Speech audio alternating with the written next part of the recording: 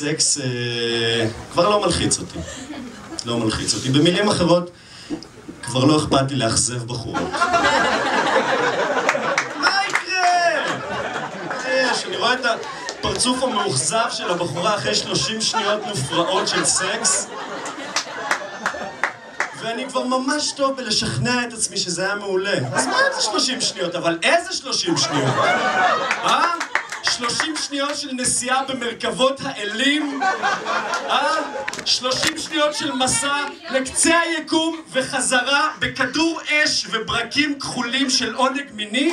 כאלה 30 שניות צריך להוציא את זה מהחוק מרוב שזה טוב.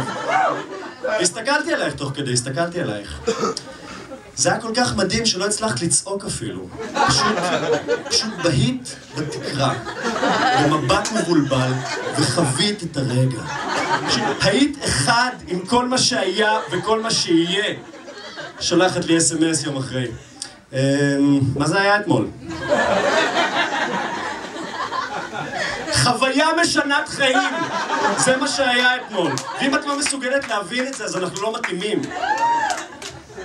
זה עצמי, זה עצמי, זה מה שעצמי עושה. יש חומר שקוראים לו DMT, שהוא חומר טבעי בגוף, והוא מופרש במוח שלנו, והוא גורם להזיות קיצוניות. והוא מופרש במהלך החיים שלנו 3 פעמים. בלידה, במוות, וב30 שניות של סקס עם אבאלה. חשבתם שסיימתי עם הבדיחה הזאת? לא, אני עדיין כאן.